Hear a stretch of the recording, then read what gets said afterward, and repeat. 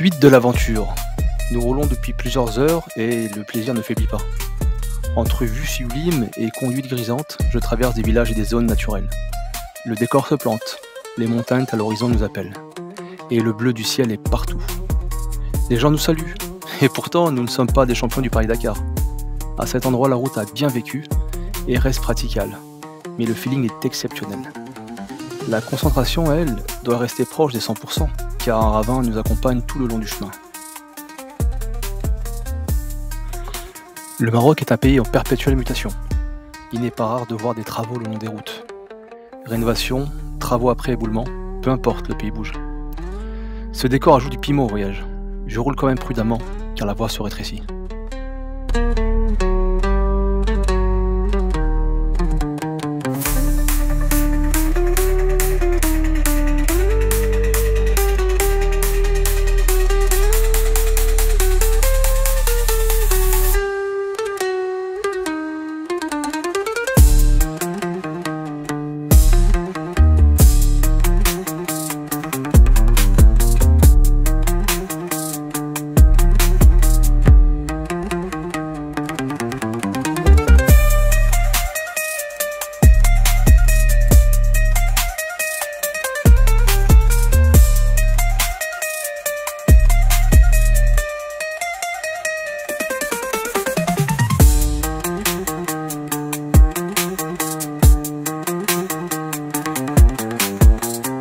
Hey bonhomme!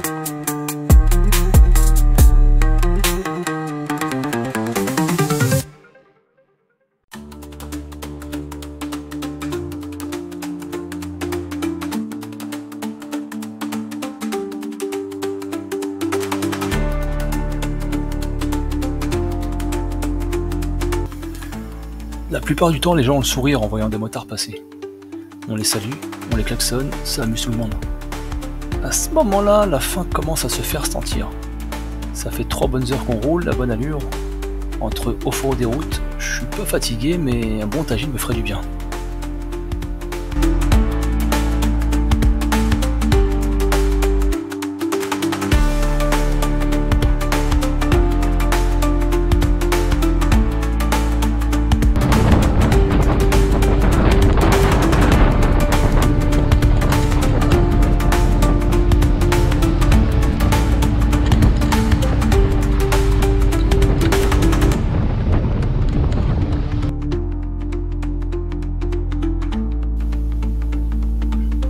Les villages dans les montagnes me rappellent tous ces films fantastiques que j'aime regarder.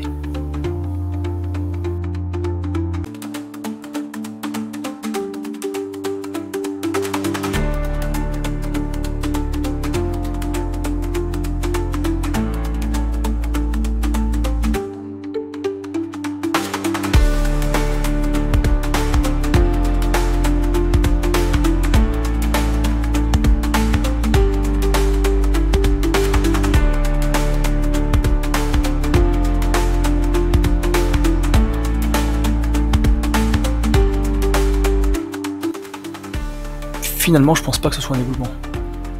Ça ressemble plutôt à un élargissement de la voie.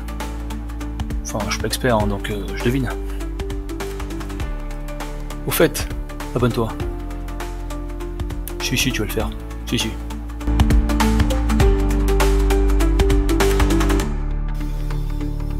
J'aimerais rappeler que malgré le soleil, il fait à peine 8 degrés. Je respire du vent froid depuis ce matin et j'espère pas tomber malade. Je serais incapable de restituer l'endroit où je suis actuellement sur une carte. En tout cas, lorsqu'on voit la vallée et les montagnes, c'est sublime.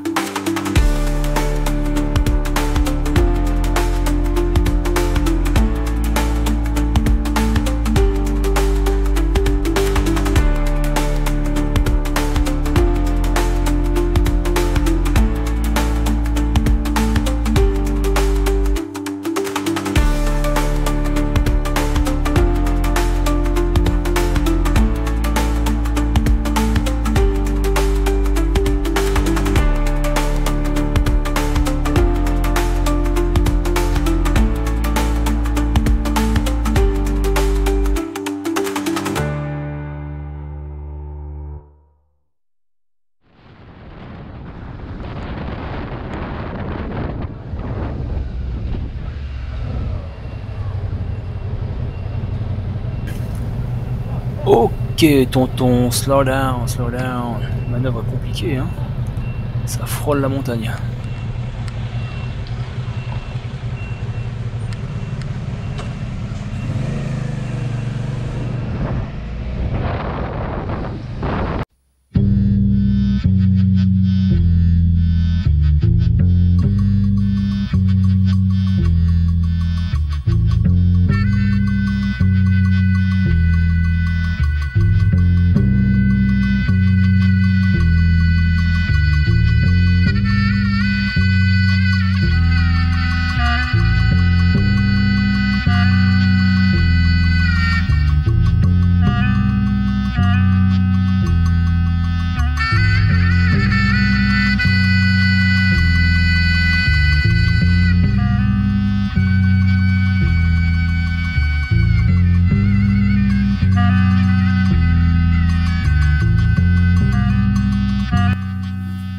Bon, là j'ai vraiment faim. L'effort diminue et la concentration aussi. La route défile mais les images s'impriment moins bien. Vivement l'étape déjeuner.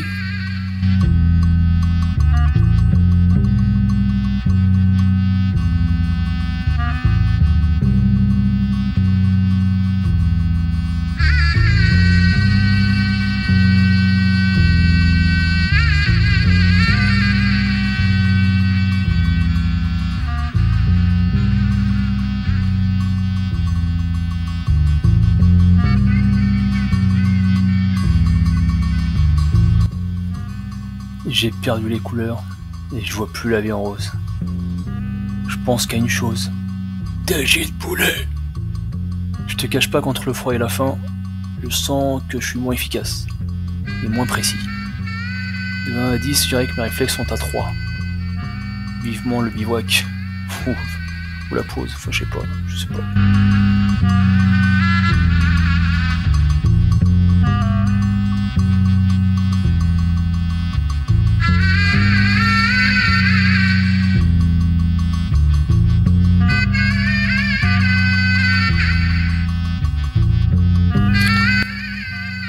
Petite tape dans le casque pour me réveiller. Allez, on tient bon. On n'est plus qu'à quelques kilomètres de l'étape. Cette route est particulièrement poétique, sinueuse, facile avec un beau soleil. Je roule, et je roule. On est bientôt arrivé.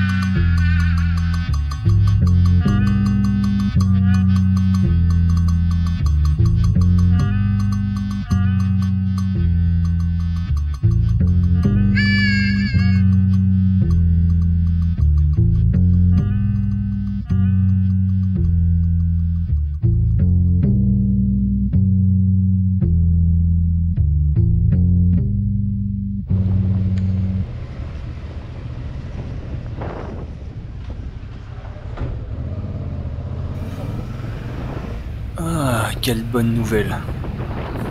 Arrivé à Seti Fatma, quel bonheur. Un endroit merveilleux, où les familles marocaines et les touristes aiment faire une halte. Les petits restos le long de la rivière rendent ce repas inoubliable. J'arrête de parler et je vous laisse regarder.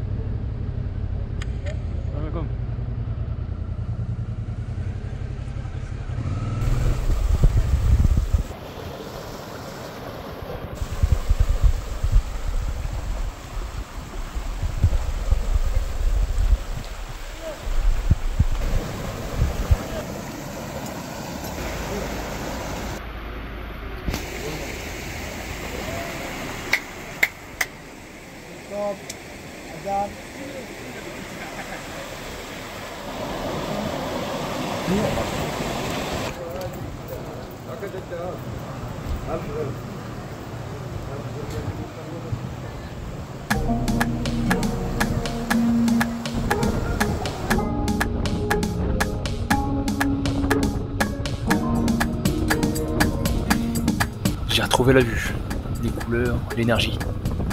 Grâce à ce tagine et ce thé. J'ai eu le même effet que la potion magique dans Astérix. Le sourire est revenu, comme quoi manger c'est la vie. Les couleurs me paraissent plus vives qu'avant le repas. Allez, c'est parti.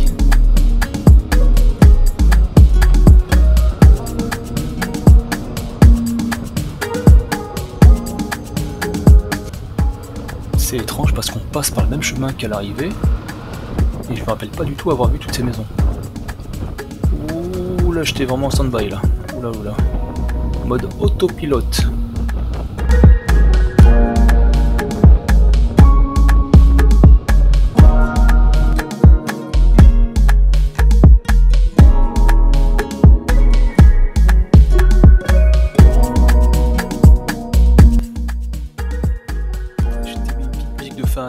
À la Nicky Larson.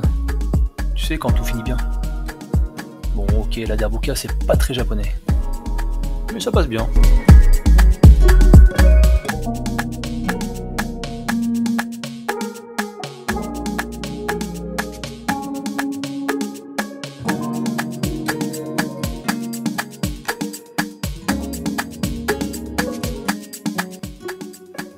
Observe ce décor en silence et dis-moi dans les commentaires si t'aimerais être à ma place. Avoue que t'es jaloux. Avoue.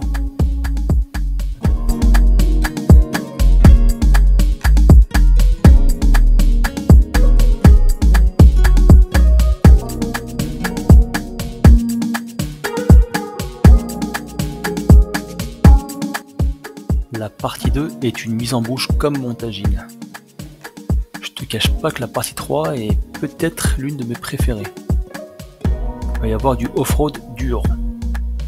Donc je te conseille de t'abonner et de suivre ce qui va se passer. Du vrai off-road, je te jure.